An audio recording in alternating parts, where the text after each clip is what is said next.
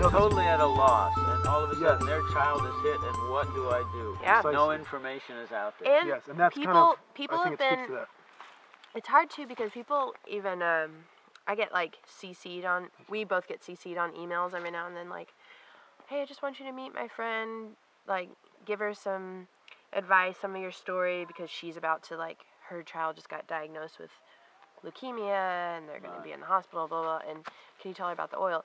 And I've had those sorts of emails and phone calls and stuff, and it's really hard to even convince the people that want it.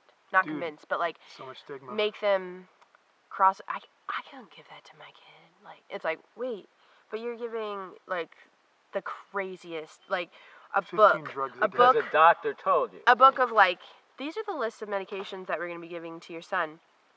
It's caused blindness, These are it's the caused lists deafness. of what could happen. Yeah.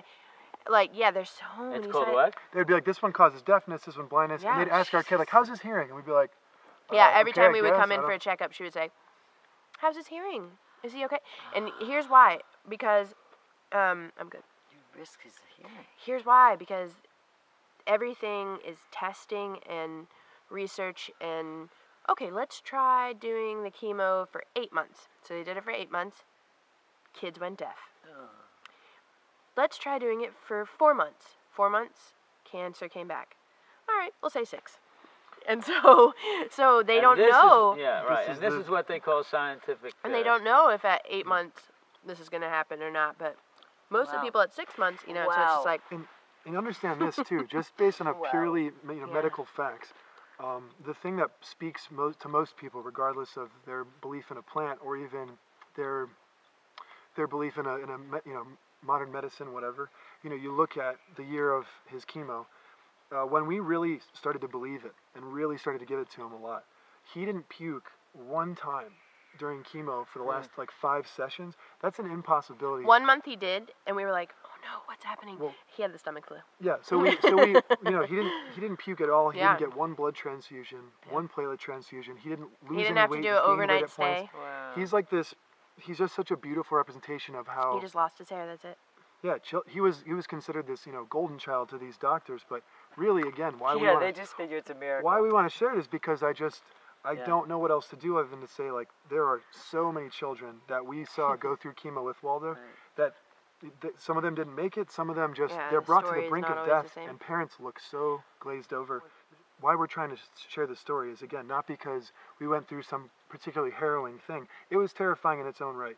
I mean, we experienced some very real things that were very dark in our life, yet the hope that we're given, the one piece of tangible hope was cannabis. It was the only thing that we felt like we had some control over the situation. Mm-hmm.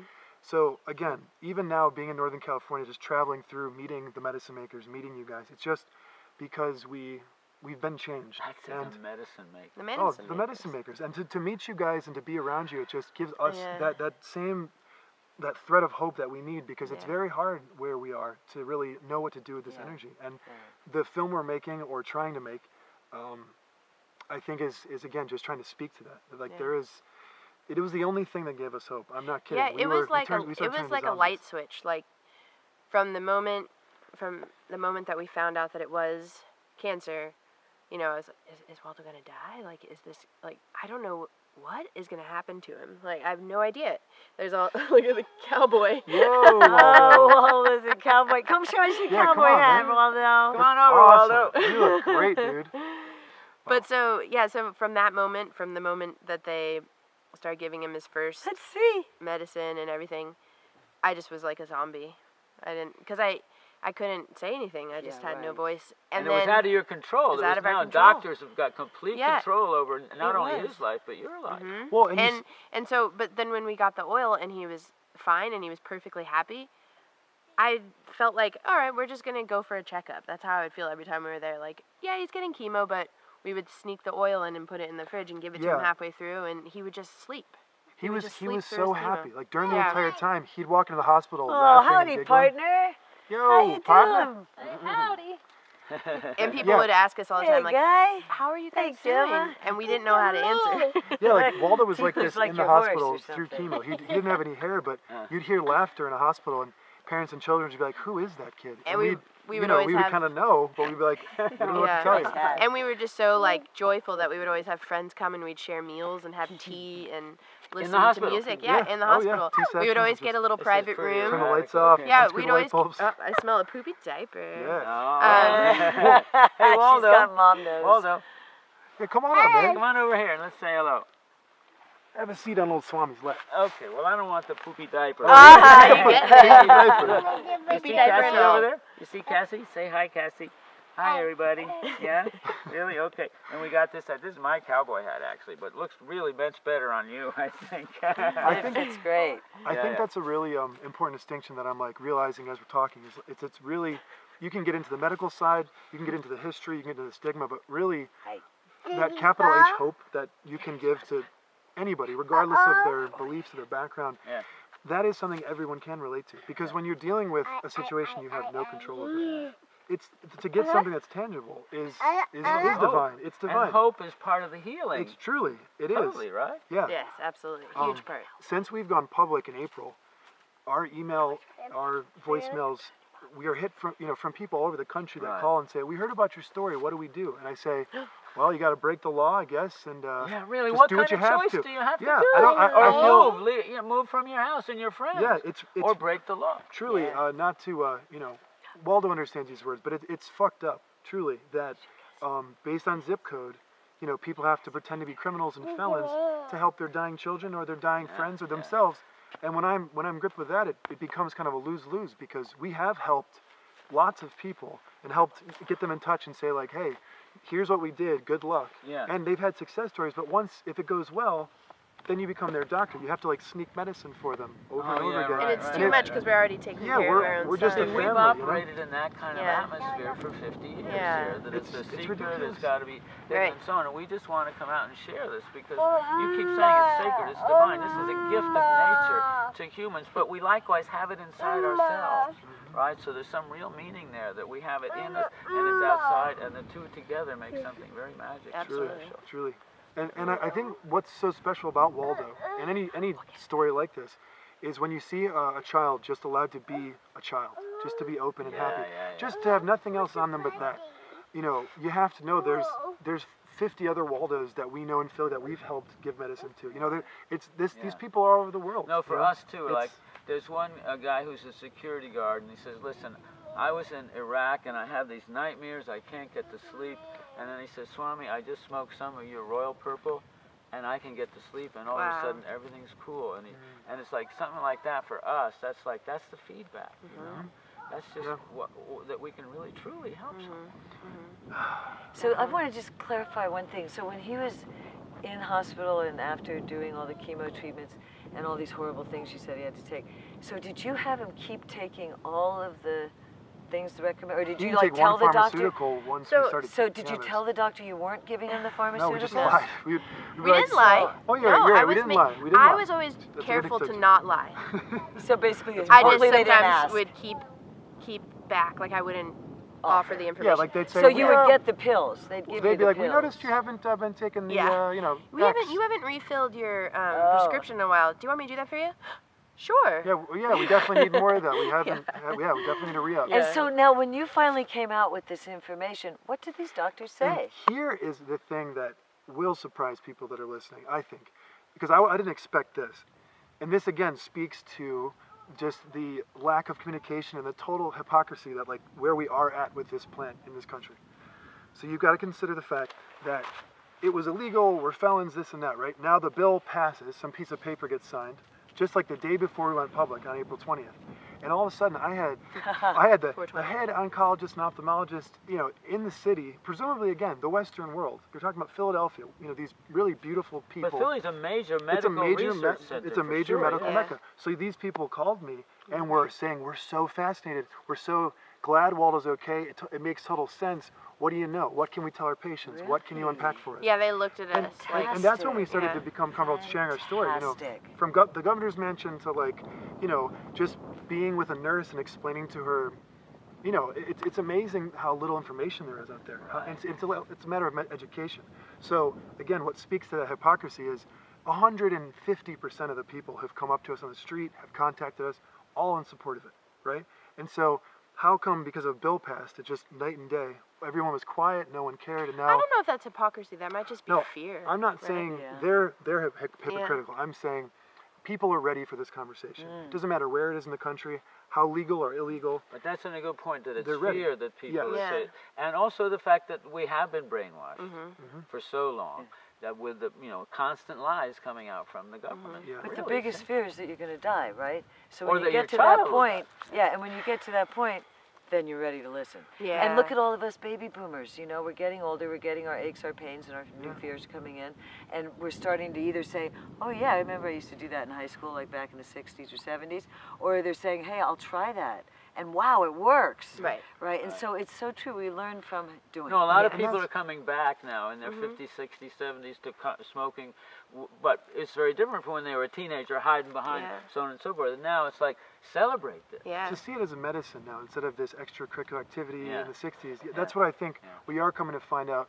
These medical professionals and politicians and people on the surface you wouldn't expect are familiar, but they're talking about it and they want to know. There are a lot of people that are ready for this conversation. I think we're realizing that too. It goes up the higher up it goes, and the more rich white guys There's one thing I want to bring Yeah. up. You said the medical and the recreational. We like to use the word inspirational use of cannabis. Yes, thank you. Right? I've been because it's much more than that. In fact, for most of us who started just regular, it was all about the inspiration. Wow, the food tastes better. I can draw. I listen to.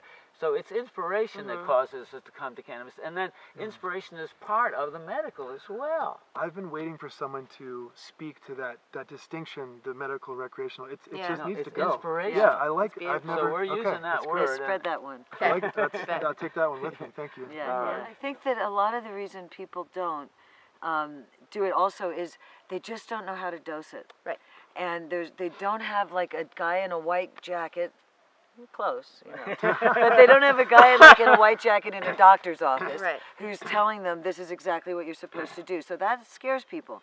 So how do people do that? I mean, how did you find out exactly the dosage? Well, you started with a dot, right? Well, because we were told through Dr. Dina. Dr. Dina, that's one of Dr. Dina, that's where we got our medicine from. She said, all right, start with a pinpoint and give that to him every 12 hours or something. Yeah. We did that, and he was fine. He was great.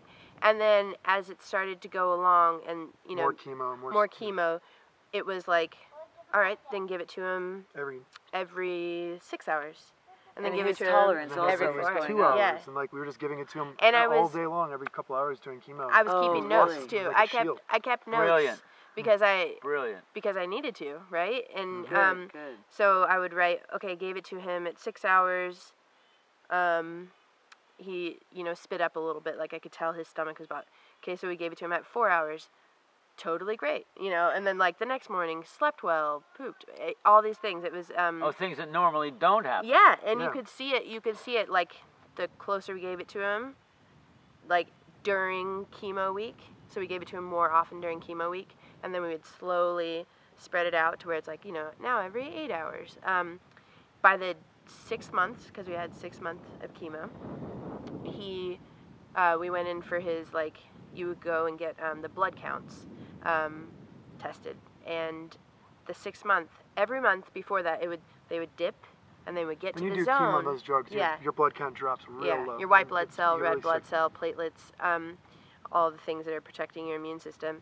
And they would always dip, and they would get to a place where the doctor would say, well, if they get lower, he's going to have like a platelet transfusion. And then this is normal.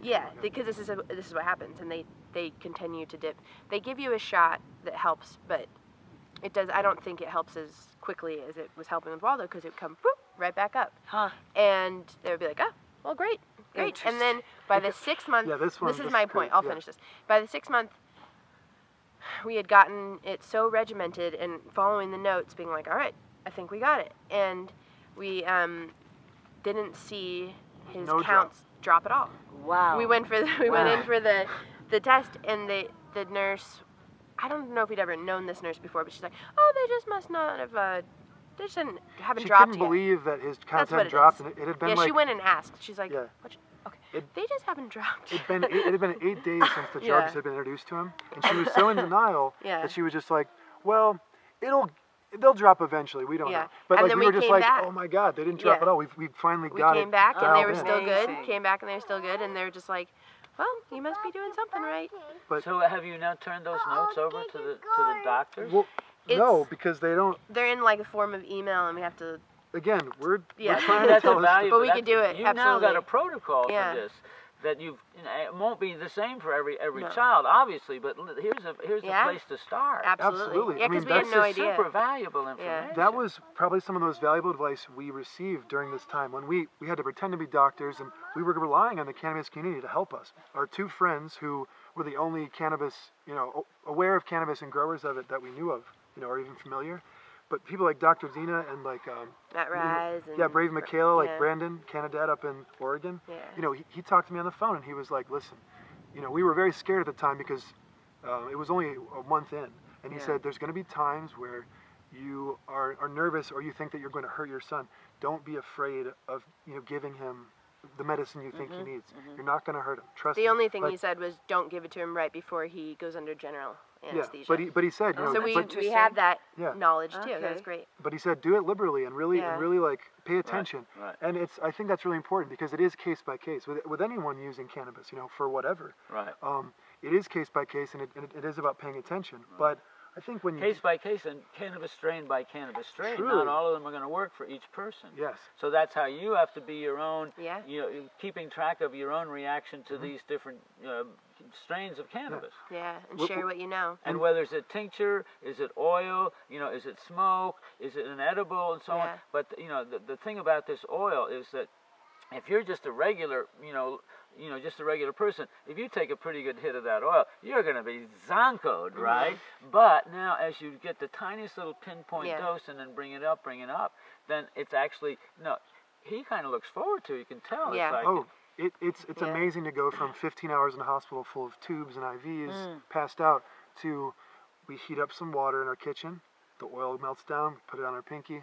I mean, he was taking it while he was breastfeeding, while he was sleeping. Yeah. I mean, Wow. And I didn't have to wake him up for it. Yeah, you have to understand too, anybody going through terminal illness or sickness of any kind with a family member, especially a child, when they can't even speak or communicate what they're going through, sleep and rest is so important. And when you're having to wake your child up every 3 hours to shoot pink goo into their throat that makes them puke, I'm just saying these sorts of pharmaceuticals. I'm just saying it's a little further, but still, you have to wake them up. You know what I mean? When you have to wake up in the middle of the night. And the most important thing is sleep, and then you're getting you're filling them full of this more toxin. It's so non-invasive. This form of cancer treatment is so non-invasive. And people often ask us, well, how do we know what was chemo and how do we know it was this? And we have our our footage, we have our story. But truly, it's when you consider how can you know it worked? Right? It's I want to live. You just told me there are 150 other kids in the hospital that were suffering. That's what I'm saying is we're trying to live in a world where we can know, where it can be an open conversation, where people can finally see this as the medicine it is, and not as this dirty secret that needs to be hidden or shipped across the country. No, thank right. you. So glad to be Remember, here. For saving register to Waldo. vote and make sure you let your politicians know that this is the most important medicine, and they've got to make it accessible and inspirational. Thank you, Waldo. Thank you for smoking with Swami.